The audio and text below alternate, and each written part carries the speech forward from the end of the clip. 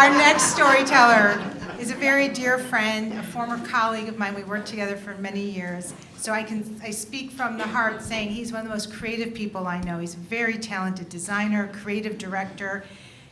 He's been a community leader, an artist, and you know what? He is just one of the nicest people I've ever met. So we are absolutely thrilled to welcome Julian Jackson to share his story tonight.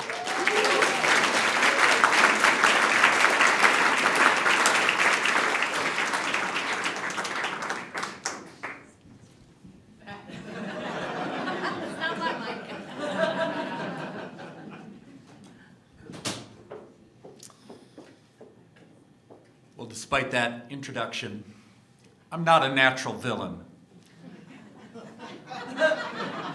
But somehow, I've become one. Don't get me wrong, I'm a villain for all the right reasons, but it still feels pretty bad. But I'm getting ahead of myself. Every villain has an origin story, so it might help you to understand mine. There's nothing particularly extraordinary about me, at least nothing that would have led any of you to believe that I would one day be hiding behind a mask. I grew right up here, right in Evanston, but I've lived most of my life in Rogers Park. Rogers Park is arguably Chicago's most diverse neighborhood. It's a landing spot for refugees and immigrants from all around the world. My wife is a Mennonite pastor, and together we've always had a passion for welcoming our newest neighbors. With some other folks, we founded a congregation in Rogers Park, and that's become a home for many of those folks. So when the second Trump administration came in, on a wave of anti-immigrant sentiment, I went to a community meeting led by Protect Rogers Park. And by the end of the meeting, I found myself volunteering for the leadership team. Even if you haven't heard of Protect Rogers Park, you probably know some of our work. With our partners in Little Village and Pilsen, we've developed and popularized the use of those orange whistles and the salute reporting techniques that have gone nationwide as a nonviolent way to resist the invasions of our neighborhoods.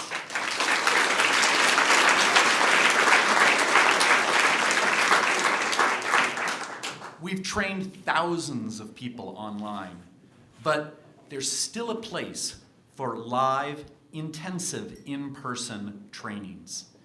People need to see what it's like to really confront these ICE officers, to understand their potential violence, and to practice reacting effectively and safely. So, somebody has to pretend to be these thugs. Now, despite my mild-mannered, middle-aged, Midwest Mennonite dad vibes, I volunteered to gather together a ragtag outfit of rogues and misfits to portray these ICE officers. And in dubious honor of the former leader of Border Patrol, Greg Bovino, we call ourselves the Fovinos.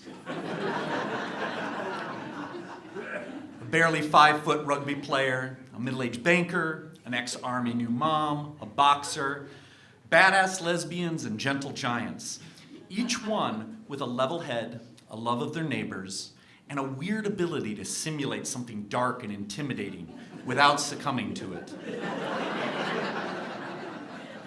Together, we studied how ICE agents operate, how they target people for abduction, and how they often escalate with observers. We don dark glasses, combat boots, and of course, the masks. And we become, at least for these trainings, the thing that we oppose. So one of the exercises that we run is called the Hassle Line. It trains folks to stay calm and focused on filming the simulated abduction and getting key information while we, the Fovinos, subject them to verbal abuse and intimidation.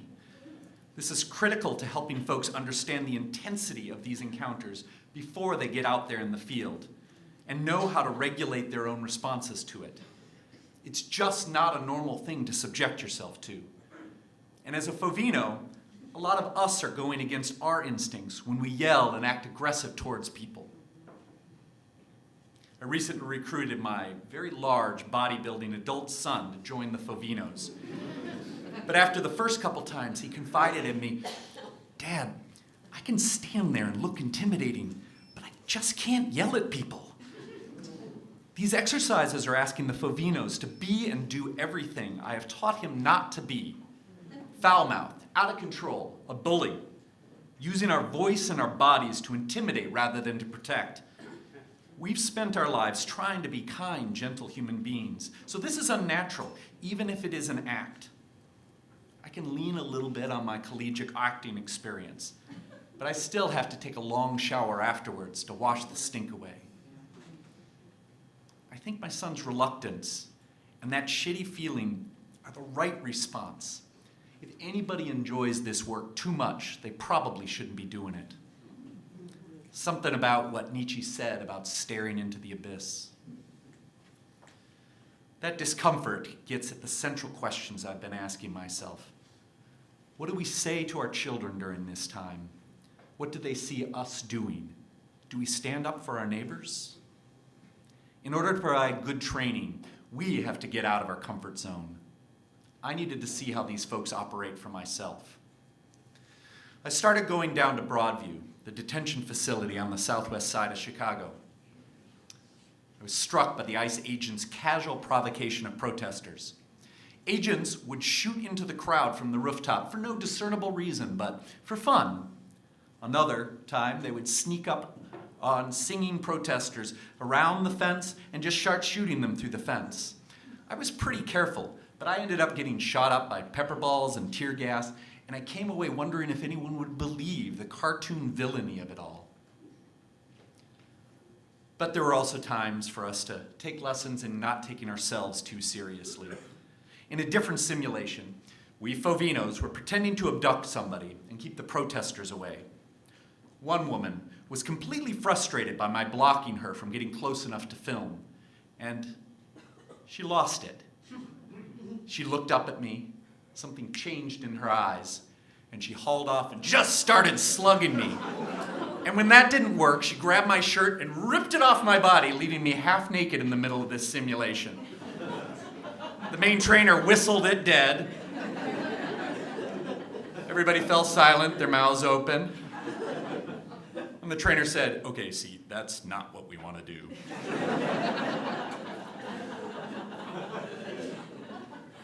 But I understand that lady. It's pretty difficult to know how you're going to react when you're really face to face with true villains. The morning Midway Blitz hit Rogers Park and the helicopters came in low. I thought I was ready. My patrol bicycle was stowed on the front hall when I got the call. I heard the whistles before I saw it. 4 SUVs blocking an intersection and masked men jumping out to tackle an elderly man who had just been walking down the street. Several other responders arrived at about the same moment I did, and the ICE agents turned towards us with their hands on their weapons. By that point, we had taught thousands of people on how to do proper recording, but my hand shook as I pressed the record button, and I double-tapped it, taking only a 1-second video of the ground. They threw that old man in the back of their truck and nearly ran me down as they raced off, several of us pursuing on our bicycles, blowing our whistles. I couldn't help thinking, all that training for that? But then, the neighborhood's training started to kick in. My neighbors started appearing on every street corner with those orange whistles around their neck. Those of us responding to the calls got faster, more precise, and calmer. Back at our church, Sunday school had been canceled.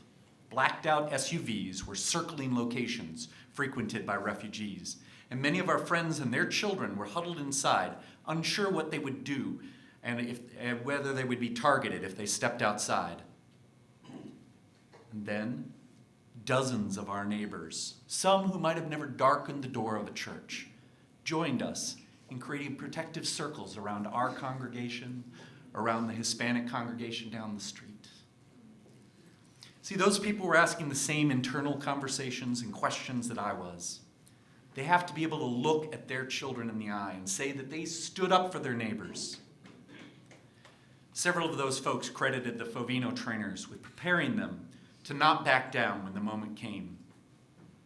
They responded bravely, and perhaps most importantly, we were responding together. That weekend, I think we began to look each other in the eyes in a different way. Whenever we saw those orange whistles around someone's neck, there were nods, thumbs up. One time a man jumped out of his old junk truck and gave me a big hug. Border Patrol hammered Rogers Park for a couple of weeks, but the energy and the solidarity held, and they had to go elsewhere. The Southwest side, North Carolina, Minnesota. The Fovinos and I began to travel too, assisting local groups with their trainings and joining them in their patrols. If I thought I had witnessed villainy in Chicago, it paled compared to the sustained chaos of Minneapolis. But I also witnessed a change in the eyes of the agents, who know that they're losing the moral battle, and seeing a wave of people growing up in front of them. Not everybody is called to the front lines, but I believe that everybody has a role in the resistance. Yeah, my role seems to be playing a villain. It's one of the ways I try to keep my humanity. It still feels scary. The work can be hard and ugly. More than that, there's still people out there getting taken and hurt. But somehow, out of that shit, out of that compost, there's something beautiful growing. It's a wave of fake villains and real everyday heroes like you.